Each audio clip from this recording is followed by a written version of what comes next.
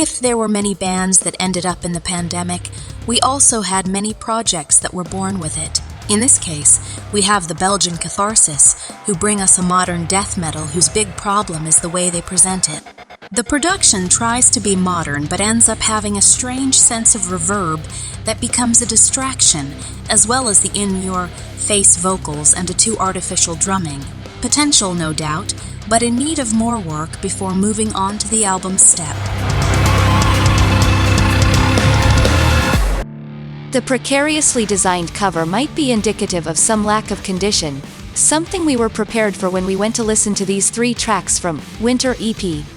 Surprisingly, it's not as bad as we expected. In fact, it's even better than our best expectations. We have a raging thrash metal with a pretty decent instrumentation and vocals that, although far from perfect, end up fitting well, not exempting evolution on the performance and especially the capture of the same. A project with potential.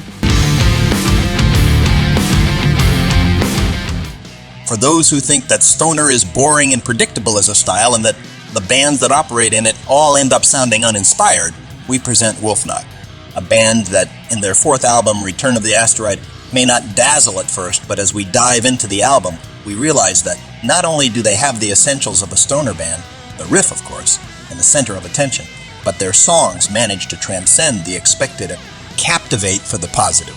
A song like Arrows demonstrates well this breadth and this ability that is not so common. One of the best Scandinavian stoner bands that we highly recommend.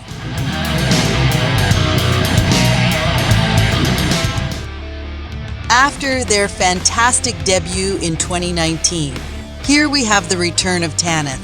The vintage hard and heavy band returns with this voyage, and despite the 4 years that have passed, they show that in their musical identity, nothing has changed.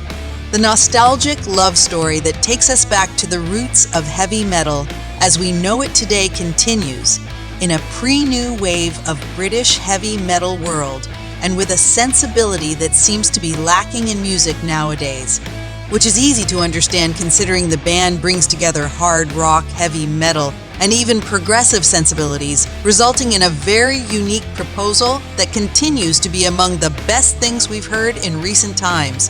Absolutely addictive.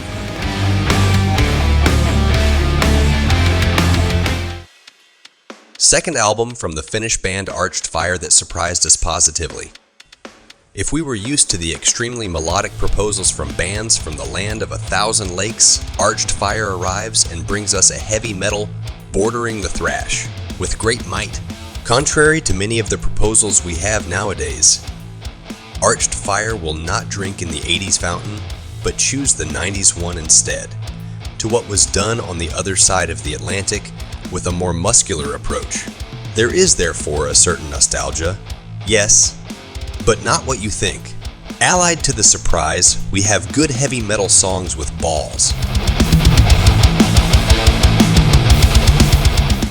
This is a strange name, IAmber, which makes us predict that we will be facing a potentially strange or at least unusual proposal, and it turns out that this is exactly what they offer, which is automatically interesting since more than ever we need things that surprise us.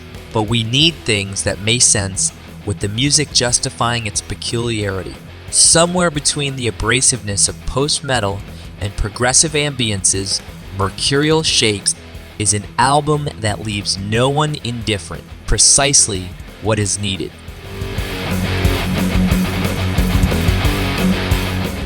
Refreshing. That's the first thing that comes to mind. Right from the approach, we see in our inbox a message from a sender entitled Instrumental Canalha, or Scoundrel in English as expected. We take the bait. And prepared for something visceral, the result of the work of 2 musicians, Helder Dias and Paolo Urbano Carvalho. What comes to us ends up surprising us. Not that this viscerality is not present, it's just that it's not represented in the expected way. We have an almost abstract feeling, which reminds us of any road movie spontaneously made by David Lynch, and that would be perfect for the soundtrack of that film, a touching and effective sensibility that takes us to unexpected places. Blessed scoundrels, these ones who brought more light to our grey and formatted day.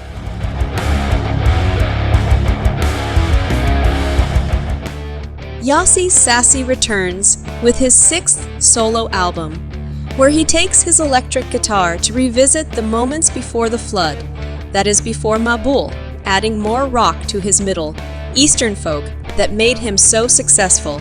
We have a work that wants to be conceptual, even though it is mostly instrumental. Their melodic sensibility is chilling, something that songs like Atlantis and Antelope prove so well. For those who like Orphaned Land, this is a must. For those who like the gentle melodic guitar sound, it's also a must. Praediluvian is a great folk world music album that, while focusing well on region-specific traditions, manages to bring rock and blues together in an impressive way, reminiscent of the most striking moments of guitarists like Steve Vai in his more ethnic forays